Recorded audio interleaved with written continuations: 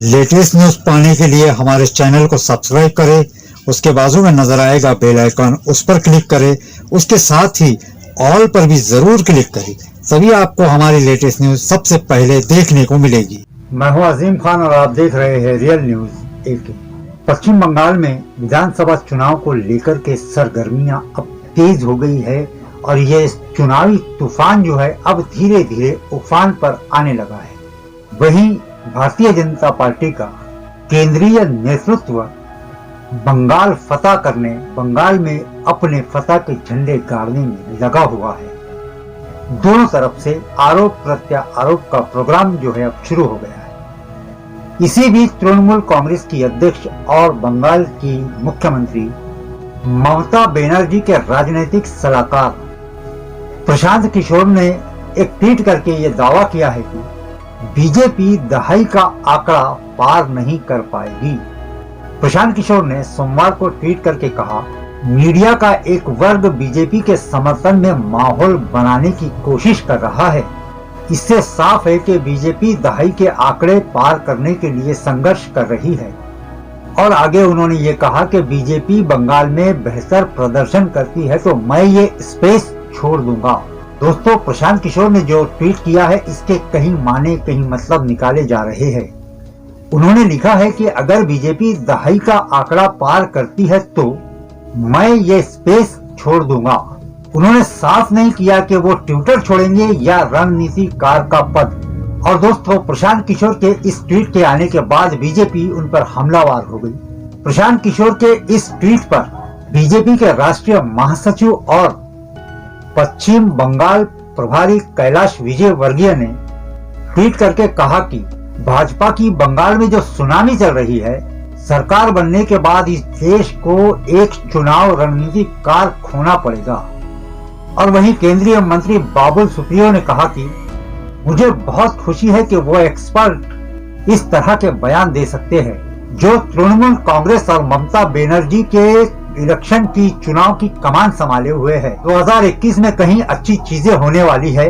दोस्तों, बीजेपी का जो मिशन बंगाल है वो बीजेपी के लिए काफी अहम है, काफी अहमियत रखता है। और यही वजह है, यही कारण है कि केंद्रीय नेतृत्व लगातार बंगाल के दौरे कर रहे हैं। पश्चिम बंगाल के 2 दिन के दौरे पर अमित शाह ने कई कार्यक्रमों में हिस्सा लिया। गृह मंत्री ने शांति निकेतन में भारत के महान विचारक रविंद्रनाथ टैगोर जी को श्रद्धा सुमन अर्पित किए। वहीं अमित शाह ने आगे कहा कि बीजेपी 200 से अधिक सीटें जीत रही है। पश्चिम बंगाल में गृह मंत्री अमित शाह ने प्रेस कॉन्फ्रेंस के दौरान CAA कानून पर भी बड़ा बयान दिया है। अमित शाह ने एक सवाल के जवाब देते हुए कहा कि पश्चिम बंगाल में CAA लागू होगा। कोरोना वायरस के चलते रूल बनने में थोड़ी देरी हुई है, उसमें थोड़ा समय लग रहा है। जैसे ही ये रूल तैयार होंगे पूरे देश में CAA लागू होगा। आगे उन्होंने ये कहा कि कई दशकों से शरणार्थी बनकर रह रहे लोगों को नागरिकता दी जाएगी। दोस्तों, पूरे देश ने देखा है कि 2 दिन के दौरे पर गृह मंत्री जो बंगाल गए हुए थे, बंगाल में उन्होंने कहाँ क्या क्या प्रोग्राम किया ये पूरे देश ने देखा। उन्होंने कहाँ बैठकर खाना खाया ये भी देश ने देखा। बंगाल का इलेक्शन आ रहा है, आरोप प्रत्यारोप शुरू हो गए हैं।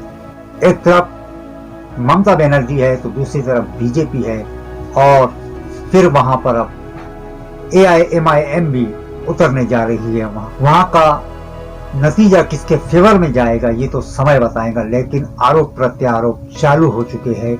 इलेक्शन जैसे जैसे करीब आ रहा है सरगर्मियां बढ़ती चली जा रही है। गृह मंत्री ने कहा कि CAA कोरोना वायरस के खत्म होते ही देश में फिर से लागू कर दिया जाएगा, उसके रूल्स तैयार होने के बाद में। दोस्तों, देश में कोरोना वायरस के मामले 1 करोड़ के पार पहुंच गए हैं और इसी बीच कोविड वैक्सीन को लेकर के जोरों से तैयारियां चल रही है।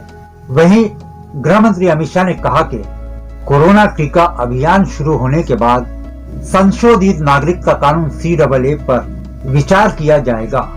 उन्होंने आगे कहा कि कोरोना महामारी की वजह से कहीं काम रुके हुए हैं। CAA नियम अभी बनने बाकी है। वैक्सीन देने का काम शुरू होने और कोरोना की चैन टूटने के बाद इस पर विचार किया जाएगा। बंगाल दौरे के दूसरे दिन प्रेस कॉन्फ्रेंस को संबोधित करते हुए रविवार को अमित शाह जी ने कहा कि संशोधित नागरिकता कानून के नियम तैयार करने अभी बाकी है, क्योंकि कोरोना वायरस के कारण काफी बड़ी प्रक्रिया अभी पूरी नहीं हो पाई। जितनी जल्दी टीकाकरण अभियान शुरू हो जाएगा और कोरोना की चैन टूटेगी, हम इस पर विचार करेंगे। वहीं बीजेपी अध्यक्ष जेपी नड्डा के काफिले पर हमले को लेकर बंगाल की मुख्यमंत्री ममता बनर्जी पर निशाना साधते हुए अमित शाह ने जोर दिया कि नड्डा के सुरक्षा के लिए जिम्मेदार आईपीएस अधिकारी को सम्मान जारी करके केंद्रीय प्रतिनियुक्ति पर बुलाने का केंद्र के पास अधिकार है। उन्होंने कहा कि टीएमसी को केंद्र सरकार पर उंगली उठाने से पहले नियमों को देखना चाहिए।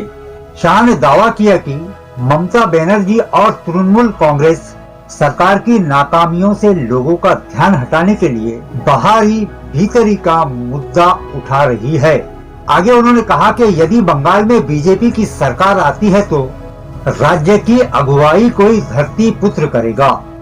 गृह मंत्रालय की ओर से पश्चिम बंगाल कैडर के आईपीएस अधिकारी को सम्मान करने के बारे में पूछने पर शाह ने कहा कि केंद्र ने संविधान और कानून के अधिकार राज्य सरकार को पत्र भेजा है, लेटर भेजा है। ये देश के संघीय ढांचे के अनुरूप है। तृणमूल सरकार को पहले नियम देखना चाहिए और फिर केंद्र और जनता से बात करनी चाहिए। पश्चिम बंगाल के इस दौरे में गृह मंत्री ने कई जगहों का दौरा किया। स्वामी विवेकानंद जी के घर का भी उन्होंने दौरा किया, वहां पर भी गए और पश्चिम बंगाल के बहुत सी जगहों पर जाकर के गृह मंत्री ने अपनी हाजिरी दी। पश्चिम बंगाल की जनता को अपनी तरफ खींचने की कोशिश की। सामने पश्चिम बंगाल का इलेक्शन आ रहा है, देखना है कि नतीजे क्या आते हैं। तो दोस्तों, वीडियो को शेयर कीजिए और साथ ही साथ वीडियो को लाइक भी कीजिए। और अगर आपने अब तक चैनल को सब्सक्राइब नहीं किया होगा तो चैनल को सब्सक्राइब कर लीजिए। तो मिलते हैं अगली वीडियो में, तब तक के लिए आदाब, नमस्कार, गुड बाय।